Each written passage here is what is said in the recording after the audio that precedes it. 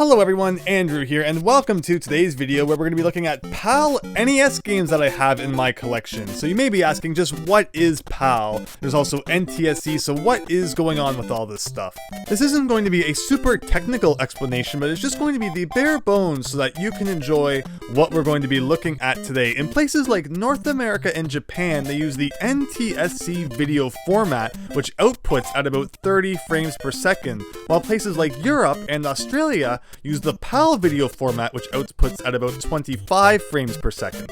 This means that if you take an NTSC NES game and play it in a PAL console, it will actually run slower due to it only outputting 25 frames per second instead of the usual 30, and this ultimately results in about a 17% speed difference.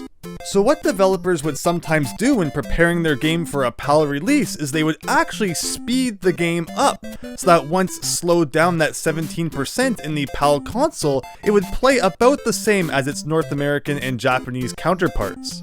What's interesting is that if you then take one of these games that's been optimized for the PAL market and play it on an NTSC console, it will actually run fast since it's not being slowed down as it's being output at 30 frames per second. And suddenly, you have an NES game that runs about 17% faster than you would normally expect it to.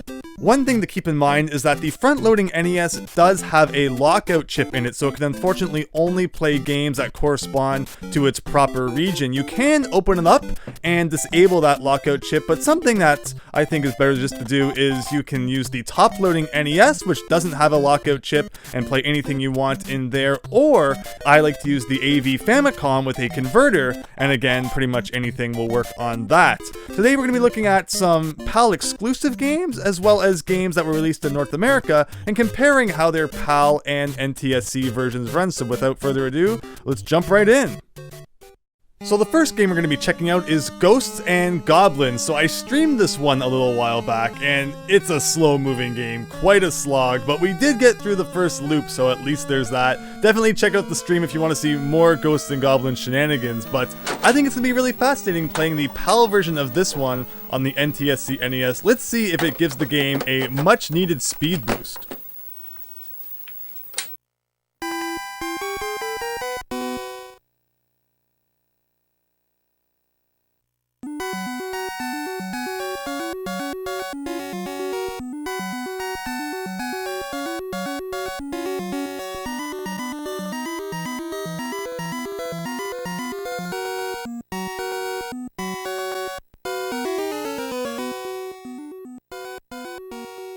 This is amazing! Look at those fluid movements, look at that increased speed, it's amazing what a 17% increase can do. It feels like a whole new game, and like this, it is actually so much easier because it feels like the game is way more responsive. I cannot recommend enough that if you're going to play Ghosts and Goblins, you somehow get yourself a PAL cartridge on an NTSC console because it feels like a whole different game.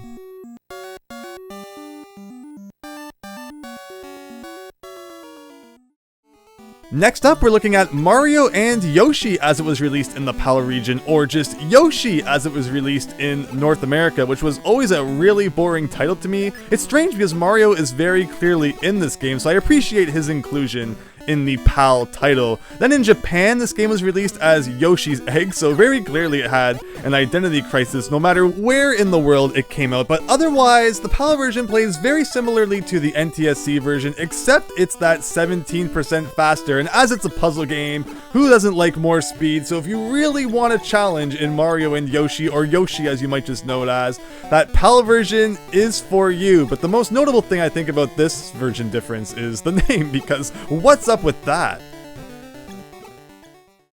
So the next game we're looking at was actually not released in North America. It was released in Japan under the name Mysterious Wall, but in the PAL region it was released as Crackout. It is a Palcom game, and what Palcom is a subsidiary of Konami, a pretty much secondary company that they used to get around Nintendo's 5-game per company per year limit to kind of control the quality of games that were being released. In North America, there was also Ultra Games, so Palcom was in the PAL region naturally, Ultra Games in North America, and they would use this name to release things like Ninja Turtles games, while they would use their actual Konami game to release Castlevania and other series you're likely familiar with.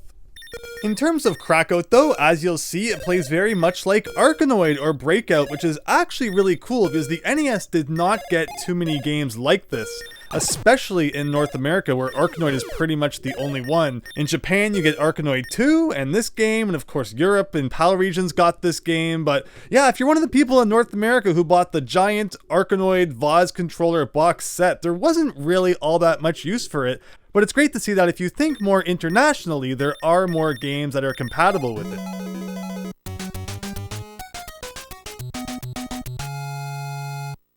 Continuing on with Palcom games, this one is Parodius, a mix of the words parody and Gradius, which was also a Konami game.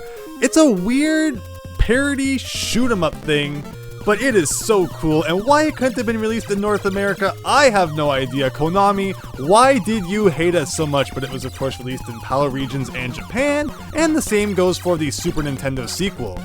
Having the slightly increased speed actually feels really good for Parodius. Being a shoot 'em up, you're gonna have lots of bullets, lots of enemies on screen at once, and there even is slowdown at times, so that 17% increase actually keeps things flowing quite nicely. I'm almost afraid of what it might feel like to play it without that speed boost. But otherwise, Parodius and Crackout, which we looked at previously, both played wonderful even though they were PAL games on NTSC hardware.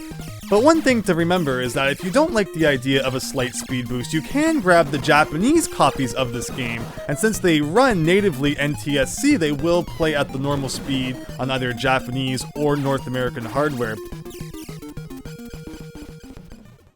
So here we have Aladdin, more likely known for its Super Nintendo and Sega Genesis counterparts, but in North America we never got the NES version. Unfortunately though, Aladdin is one game that seems to not want to work in anything other than a PAL console. You get to see the opening, it looks like everything's working just fine, and then once you get to the first level, it glitches out. So just be aware that if you want to play PAL games on an NTSC console, there are sometimes compatibility issues, so try to check the best you can before making any purchases. I was also hoping to be able to show you Asterix, a game based on that comic strip guy who must be more popular over in Europe, because this is another one we didn't get in North America, but unfortunately, the intro works just fine, and then once you get to the game, it just does not want to happen. I do own this game complete in the box though, so at least we can check that out to give you a little bit of insight on what it might look like to buy a complete in-box PAL game. And be careful when you are buying a game that you always check to see if it is NTSC or PAL. It's funny how they can get mixed up because they do look so similar, but otherwise, unfortunately, this is another one we're not going to be able to play today.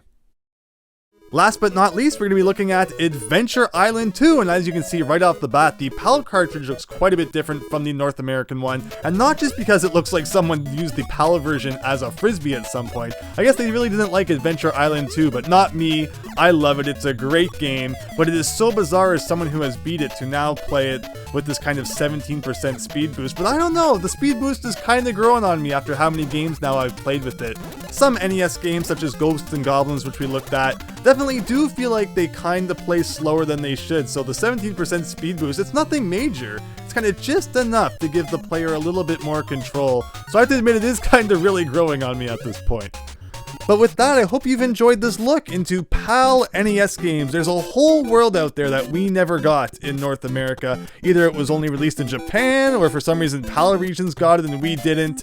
So I hope that this has opened up your eyes a little bit in that regard. Of course though, if you want to experience some PAL NES games, it's unfortunately not always the easiest thing to do. And this is one case where emulators are probably the best way to go. They typically have a PAL emulation mode, which will allow you to play the games at the speed they were intended to be played at. And even games like Asterix, which wouldn't work on our NTSC hardware, can be played as intended.